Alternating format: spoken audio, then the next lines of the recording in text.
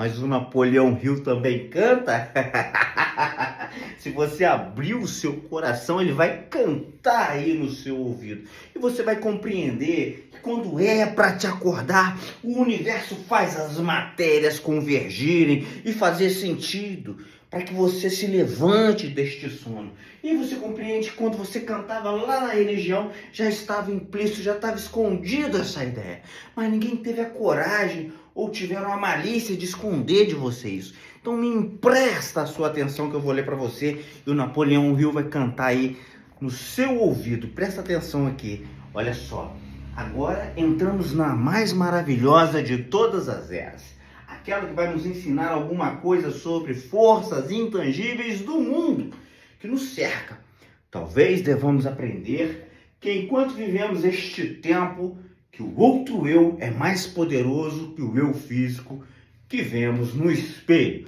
Ou seja, Napoleão Hill está falando que existe um outro eu muito mais forte do que este eu aqui de matéria que nós vemos no espelho. Então este eu que nós vemos no espelho, esse eu de carbono, é apenas um reflexo.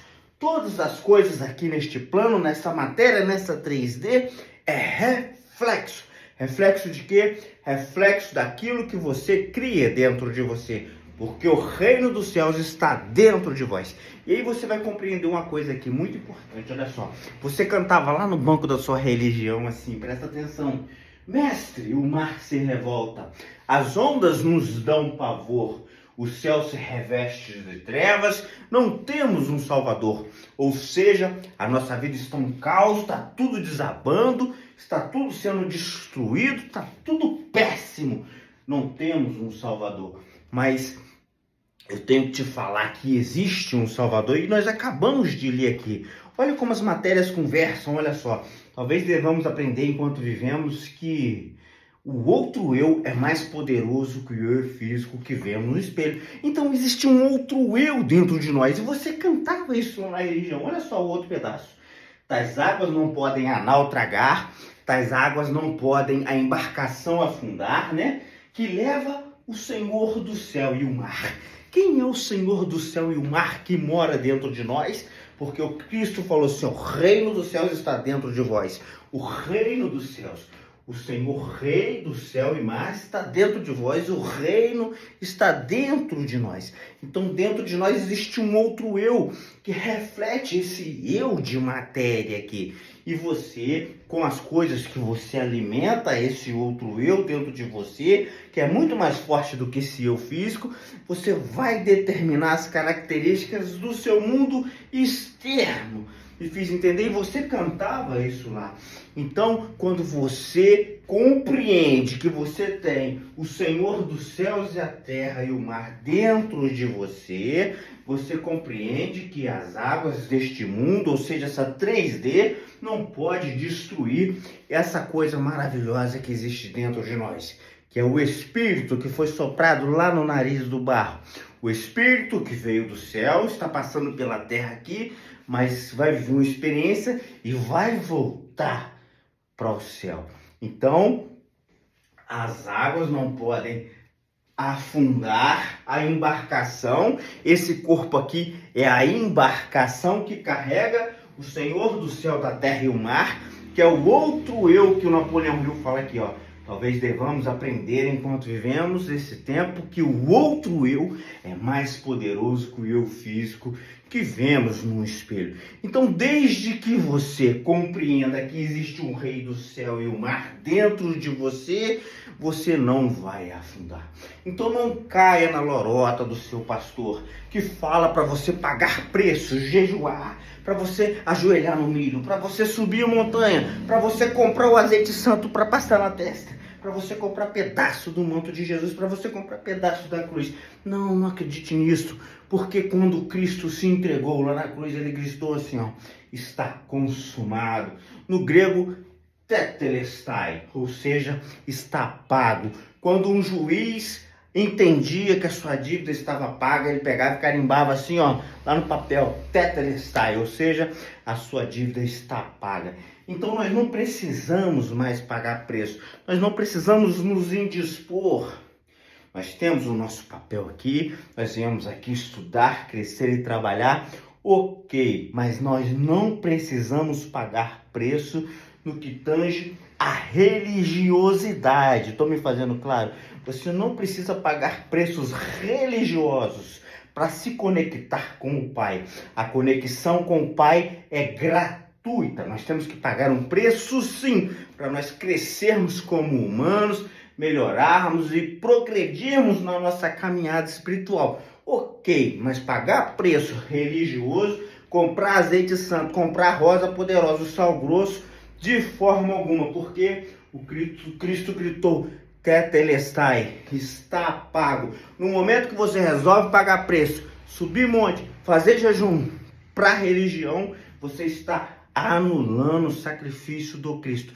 Então não faça isso. Entenda que você carrega dentro de você a embarcação anal, o Senhor do céu e o mar, ou seja, o Espírito que foi soprado lá no início, lá em Gênesis, façamos o homem a nossa imagem e semelhança, foi soprado no nariz do barro, o fôlego de vida, que é o Espírito que mora dentro de nós, que é o outro eu mais forte do que esse eu físico que vemos no espelho. Napoleão Hill fala aqui, ó. Agora entramos numa mais maravilhosa de todas as eras, aquela que vai nos ensinar alguma coisa sobre as forças intangíveis do mundo que nos cerca, ou seja, intangíveis, imperceptíveis. Então existem mais coisas do que a nossa visão, do que os nossos 5 sentidos conseguem sentir. Existem energias trabalhando a nosso favor. Olha aqui, ó, Tetelestai. A grande mentira da religião foi que você tem que pagar um preço, mas não precisa pagar, porque existem forças trabalhando ao seu favor. Você precisa sim trabalhar, crescer, estudar, ajudar o próximo, se desenvolver como humano para sua caminhada, sim, mas não caia na lorota do religião de pagar preço, ok? Então entenda que as circunstâncias aqui não importam. Você cantava isso lá, olha, o mar está revolto, então o caos está aí, mas não é para te destruir. É como se fosse uma escola para te aprimorar. Nós não afiamos o machado. De certa forma, nós gastamos ali aquela lâmina, ela está sendo gasta, ok? Mas para quê? Para que ela corte melhor, para que ela produza um trabalho mais perfeito, para quando ela for colocada na madeira ali, ela haja com como ela veio a ser para ser, como ela nasceu para ser. Então, para cortar. Então é preciso que se afie o machado de um lado e do outro, vai ser desgastado um pouquinho, ok, assim acontece conosco, como o ouro e a prata é levado ao fogo para ser provado, para tirar as impurezas, o calor ali no momento incomoda, mas depois que o calor passa, aquele ouro, aquela prata, ele se torna mais puro. Então é sobre isso, as circunstâncias, a dor, tudo aqui que nós passamos é questão de interpretação. Qual é a interpretação que você está dando para o seu problema? Ah, é o fim, é o caos, acabou. Ok, o seu desejo é uma ordem. Se for assim que você pensa, assim será a sua realidade. Mas se você entender que esse caos, essa luta é para te aprimorar, para te fazer vencer, entenda uma coisa. Se a mãe de José soubesse toda a luta que ele ia passar, sendo vendido pelos irmãos, sendo tratado como escravo, depois mandado para a prisão como prisioneiro, olha a percepção que a mãe de José teria, que ele ia ser um sofredor, mas José não, ele sabia do sonho do sol, luas, estrelas que se prostravam diante dele, e ele persistiu, a percepção dele ia ser diferente da mãe dele. Como foi? Ele sabia que ele tinha uma missão, que aquela luta ali era temporária para levar ele para um lugar onde o Criador queria que ele estivesse. Então faça isso consigo mesmo, compreenda que todo o caos que você está passando é para te amolar, para te afiar, para que você cumpra com o seu objetivo aqui veio. Vai incomodar um pouquinho, está te amolando, está te afiando, mas para que você trabalhe conforme você nasceu para ser trabalhado. Então, as circunstâncias dependem da sua percepção. Mude a sua percepção sobre essa luta. Olha, eu estou passando por este problema, mas é para eu me afiar aqui, para eu aprender alguma coisa. O que você tem, universo, para me ensinar com este problema? Então, você começa a compreender que você cantava lá, ó, que tais águas, os problemas dessa vida, não podem a embarcação afundar, porque você carrega dentro de você o Senhor dos céus, a terra e o mar. e que você tem um eu muito mais forte, muito mais poderoso que esse eu físico que você vê no seu espelho. Basta você mudar a sua percepção das circunstâncias e alimentá-lo com aquilo que você quer que ele seja. Então seja para que esse espelho reflita aquilo que você quer ser. Me fiz claro, um forte abraço. Esse vídeo ficou um pouco mais longo que os outros, mas eu tinha que me fazer entender aqui. Fiquem com Deus, forte abraço, foco no alvo.